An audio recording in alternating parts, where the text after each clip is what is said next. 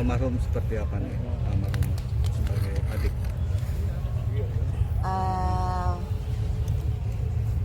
Saya juga baru tahu ya, waktu dikabarin kan mendadak meninggalnya.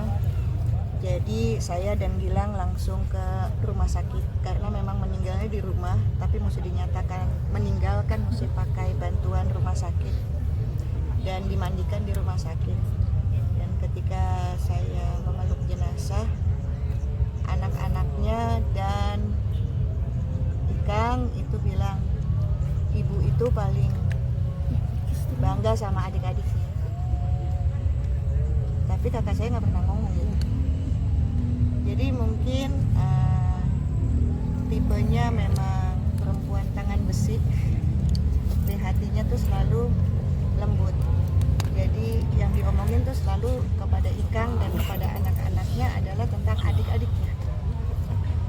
Mungkin ini yang menyebabkan kenangan saya adalah kakak saya ini perempuan yang unik, dan hari ini saya bersyukur sekali bahwa banyak perkataan baik dari yang datang, itu yang paling penting bukan?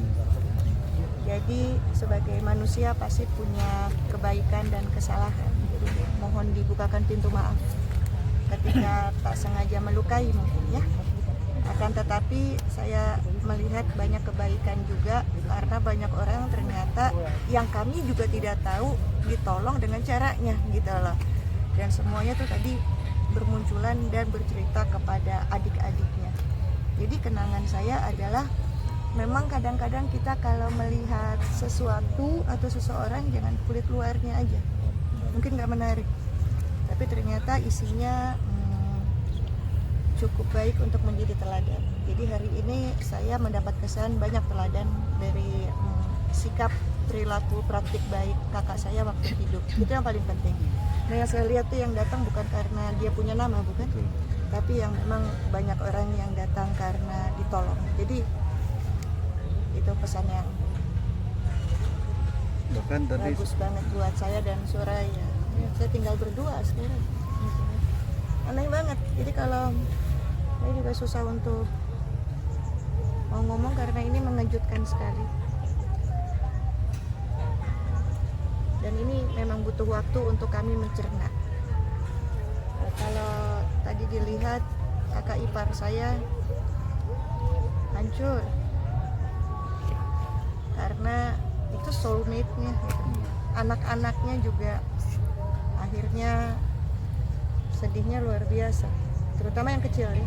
Nah sifatnya paling sama, sehingga selalu bilang aku mau sama ibu, aku mau sama ibu. Pas disuruh pulang juga ayo pulang, aku masih mau sama ibu. Jadi kami membutuhkan waktu untuk mencerna ini semua. bahkan tadi sempat mahasiswanya sendiri menceritakan kebaikan dari almarhumah nih di traktir makan. Itulah banyak cerita yang, karena kan dia dosen juga.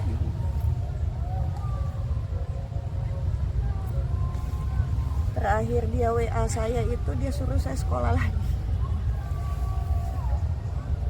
Dan dia bilang ke Gilang, Syahnas mesti kuliah lagi, balik lagi dia buat dapat gelar selanjutnya. Nah emang kakak saya suka sekolah, semua gelar dikumpulin. Beda dengan saya, dan kakak saya masih menginginkan saya ada di tingkat yang sama dengan apa yang beliau raih.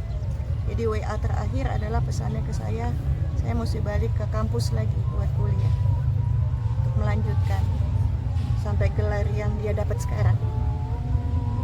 Dan dia minta itu sama Gilang, dan bahasanya adalah mungkin itu yang akan bikin mamah seneng Nas gitu. Dan saya ketawa. Jadi waktu saya nutup juga kapas, salam buat mama. Karena tadi malam juga saya nggak dapat tanda apa-apa, ya emang nggak ada tanda, nggak ada mimpi, nggak ada apa-apa, nggak ada sign, nggak ada apa-apa. Jadi saya nggak tahu, saya juga lagi nunggu mau ada sesuatu yang jadi pembelajaran apa selain cerita-cerita yang datang tadi untuk mendoakan.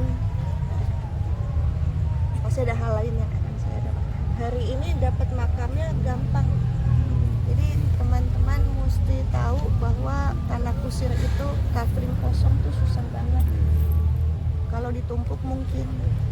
Kalau di sini tuh ayahnya Ikang yang ada, tapi udah tumpuk 3, udah nggak bisa. Tiba-tiba hari ini tuh mudah sekali dapat kafling kosong ini.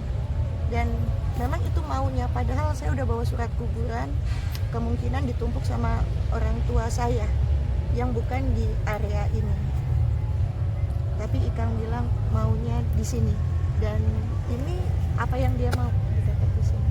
Jadi banyak hal yang dia mau dan dimudahkan. Nah, mungkin nanti 15 Oktober kan ulang tahun dari Perhatikan gak sih kalau melihat nisan-nisan sini ya, tanggal kelahiran sama tanggal kematian saja. Kebanyakan gitu ya. Ya, 15 Oktober besok itu harusnya 62 tahun. Kami beda 10 tahun kan. Usia 62 tahun, jadi meninggal di usia 61. Tapi kata anak-anaknya belakangan udah ngomongnya soal ini nih. Ke Ikang juga ngomongnya udah tuh soal ini. Dan selalu bilang kalau meninggal mendadak enak kali ya, nggak menyusahkan yang mau pergi dan nggak menyusahkan buat yang ditinggal. Itu terus. Dan kejadian. Jadi kayak harusnya yang dapat tanda memang dia yang dapat tanda. Kami nggak dapat apa. Kami nggak dapat sama sekali. Tapi ada rencana mungkin Kak, tadi Kak Ciki bilang mau ke restoran Azerbaijan kayak gitu. Ya mungkin. Pokoknya sekarang adalah tugas kami, adik-adiknya Marisa menjadi pengganti ibu untuk Bella dan Kiki, menjadi ipar yang selalu menghubungi nanya udah makan apa belum. Saya belum pernah lihat Ikang seperti ini. Waktu ibunya, ayahnya, kakak sulungnya nggak sehancur ini. Baru sekali saya lihat seperti ini. Jadi yang kami khawatirkan masalah kesehatannya itu yang penting, yang paling mesti dijaga. Mbak Shana, seberapa penting sih sosok Marisa di untuk seorang Ikang Fauzi ya? Dan terlihat sampai nggak kuat ngobrol itu sepenting apa sih sosoknya untuk Ikang?